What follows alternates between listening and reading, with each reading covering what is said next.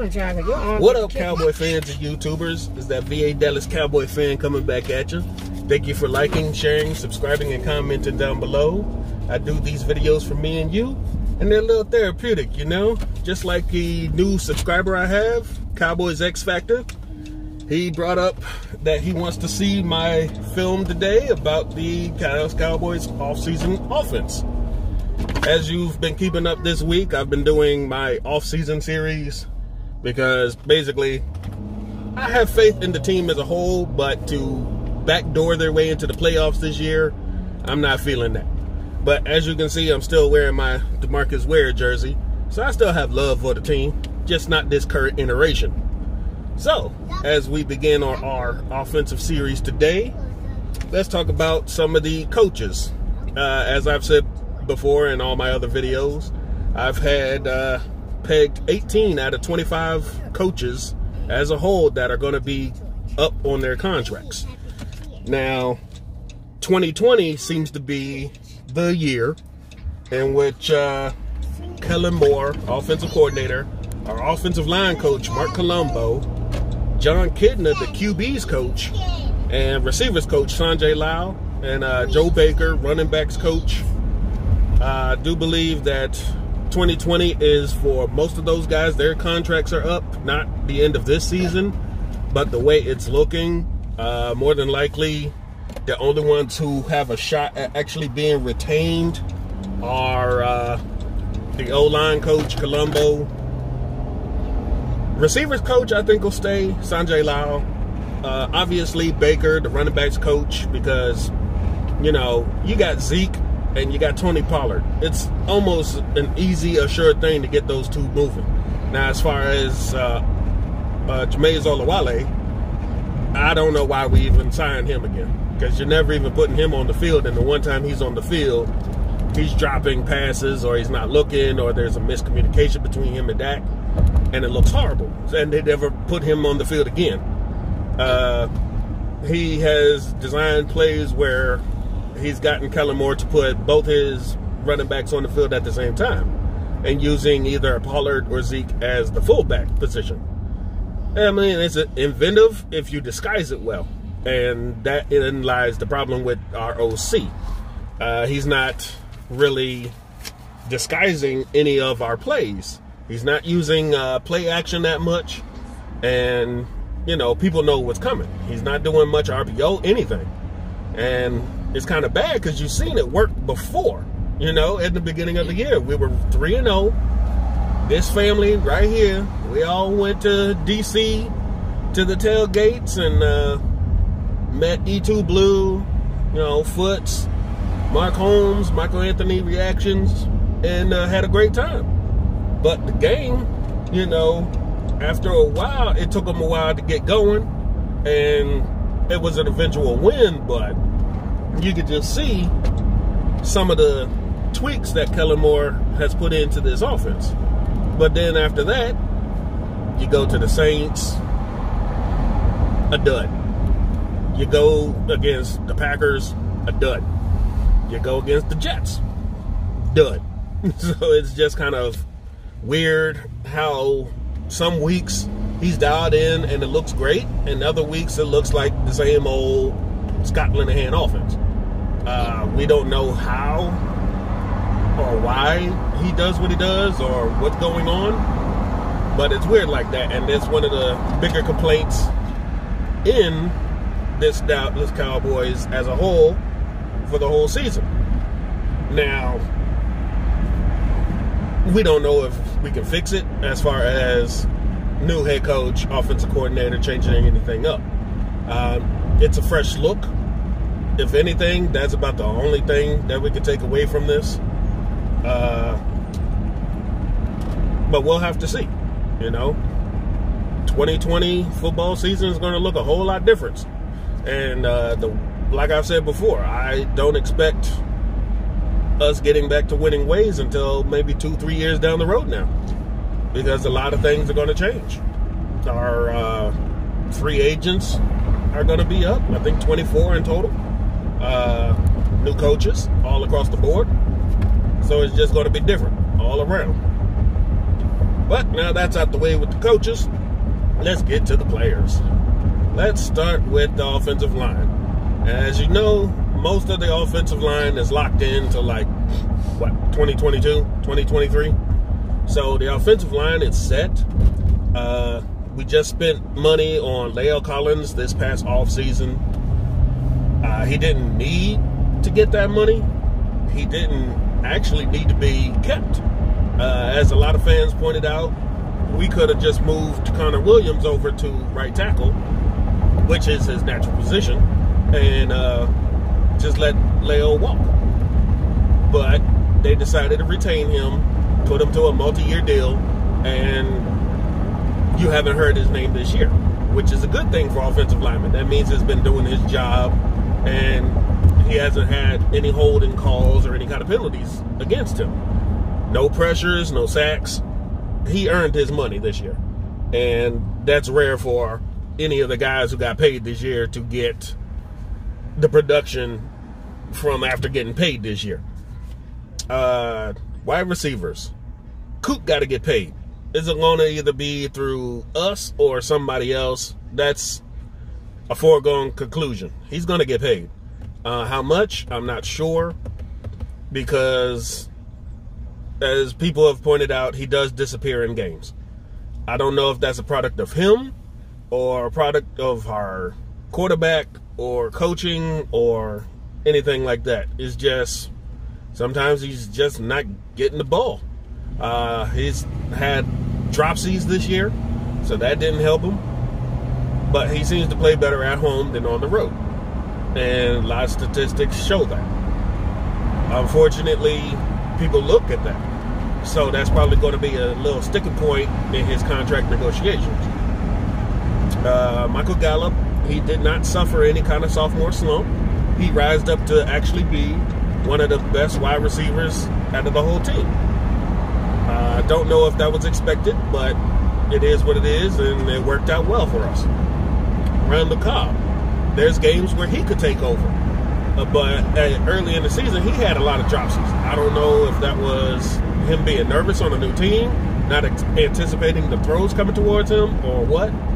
But he also had times where he would actually score. But they were taken back due to offensive line penalties. Tyron Smith mainly, unfortunately. And speaking of going back, tracking real quick to the offensive line, Tyron Smith is breaking down. It seems like every year he's missing 2 or 3 games a season now due to injury. It's to be expected. He is getting older. He's playing like the toughest offensive line position in all of football, and he's still grading out to be one of the best when healthy. But he's starting to have ankles and knees and back issues, and it's starting to take a toll. So I think they need to look at that in the offseason at some capacity. Back to the wide receivers. You let Cobb come in for Cole Beasley. Now, Cole Beasley has complained that he was only used on third downs, which we could see that. He was a third down guy due to his size. But that's kind of typecasting him while he's in Buffalo tearing it up as an every down wide receiver. Now, that's on the Cowboys, and that's on coaching. They did not use him as he could have been used, and Cowboys have been known to do that before, as we've had quite a few receivers on the team that we've just let go over the years that had, his same stature, and they've gone on to success on other teams. So that's a Cowboys byproduct that they don't know what to do with players a lot of the times. So they just let them walk, and then they end up successful elsewhere. That's something I've seen in reports yesterday that you think about it, and I think Mark Holmes brought it up, that you see players leave the Cowboys, go to another team and be successful.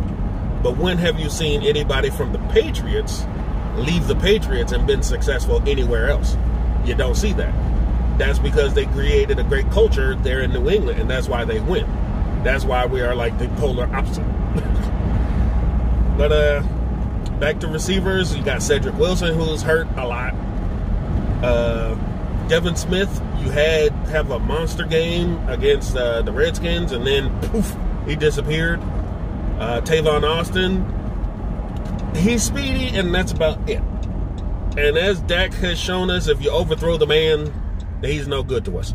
You know, he can't go for jump balls because he's not that tall, and he can't get basically he can't get loose in the defense unless defenders are running into each other. So he's almost a wasted man on the offense, and he's basically just there for punt and kick return duty. That's a waste of money. We can get any guy to do that since our special team is as bad as it is, which I already talked about yesterday. Okay, tight ends. We have Jason Witten, we have Dalton Schultz, and we have Blake Jarwin. Now, Blake Jarwin is a beast when he's allowed to be. He can get upfield, he can go down the seam, he can run routes, and I think the only knock they have on him is that he can't run block as well as Jason Witten. Now, Jason Witten was the old school tight end. He can block, he can run, he can get you 5 yards in a cloud of dust. And that kind of tight end is gone in this modern NFL. Now, you see he's still getting trotted out there on crucial downs and stuff, but now he's dropping the ball. So I think it's time, you know, I love Witten, love him to death, but I think it's time to move on. And if anything, if he comes back, you should not be the starter. I can't have you as starter. I'm sorry. You're going to have to take a back seat to Jarwin because he's now the more prototypical tight end. And we need to see more of that. Dalton Schultz is a project. Most of the times he's been in the game, I think he's only had 1 or 2 drops all season when he's actually gotten thrown the ball. He hasn't had a chance to really shine, so we'll have to see where he goes next season, depending on Jason Witten or if they'll draft a tight end or not. Running backs. Obviously, you have Zeke, you have Tony Pollard, you have Jameis Olawale, fullback, and you got Mike Weber on practice squad. I think they cut Jordan Chun again. I think he's on practice squad as well. But you're only walking into every game in the season with 2 running backs healthy. Now, that's a recipe for disaster, even though Zeke never gets hurt. Now, he comes limping off the field sometimes, and he calls to the sideline to get a bit of rest because he's the bell cow, and he's out there 20, 30 plus plays, you know, before he gets a rest. But y'all need to do something else. Y'all need to at least let go of the fullback and get another running back. Because it's pointless to hire a fullback and you never run a fullback play, an option, anything. The guy's there for no reason, basically. He's just there for special teams.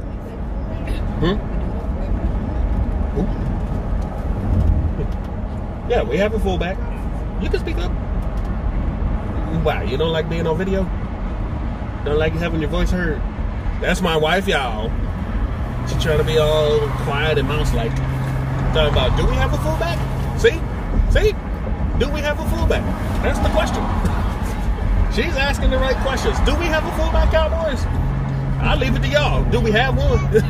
What's the point?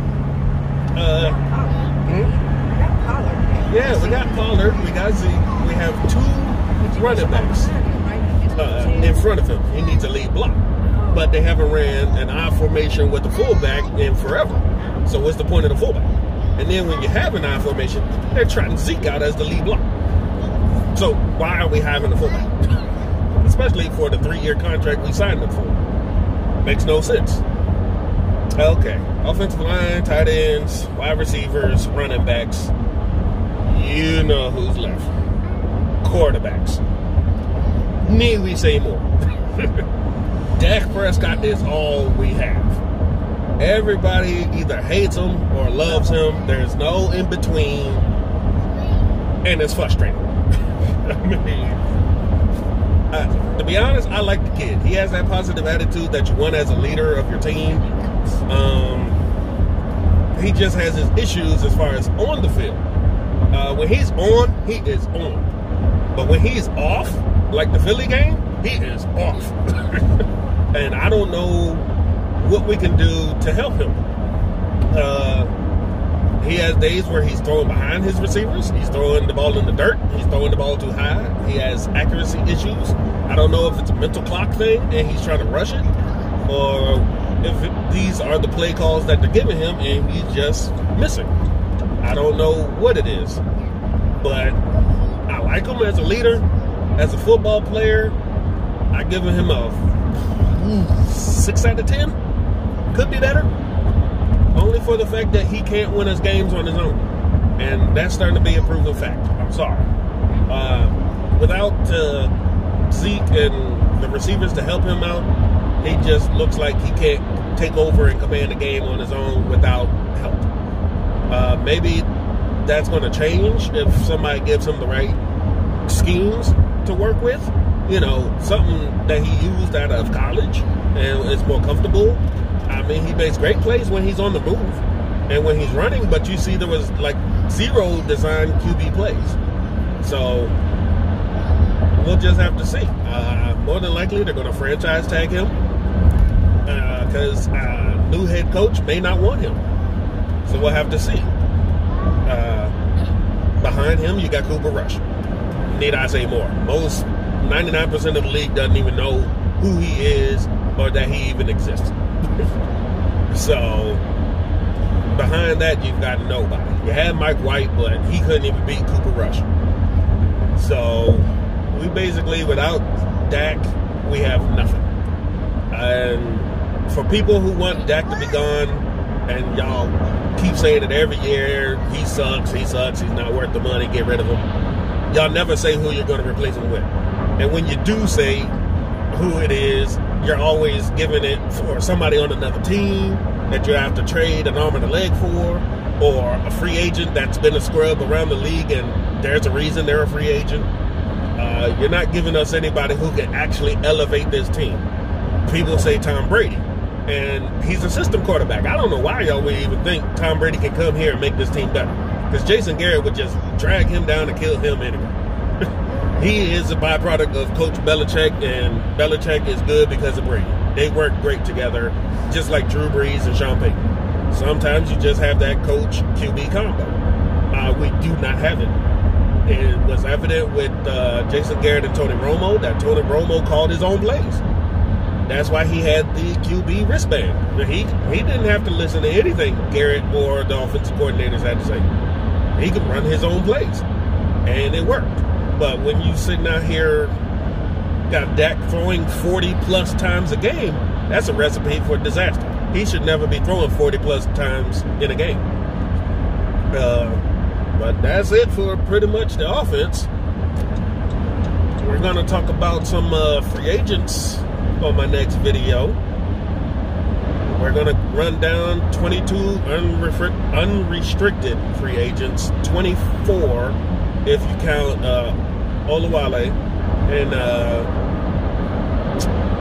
offensive lineman. I think the swing tackle Cam Fleming, he is also restricted, but if they don't pick up their options, they will be unrestricted as well. So we're going to break down the offense, defense, special teams as far as free agents go in my next video. I hope you enjoyed this one. I hope you enjoy your Friday. About to go up here to a theme park and celebrate my boy's 4-year-old birthday. And we're going to have some fun. Hope you have some fun. Hope you are enjoying your family time in the holidays. Have a good Friday. Talk to y'all next time, unless there's some breaking news today. Peace.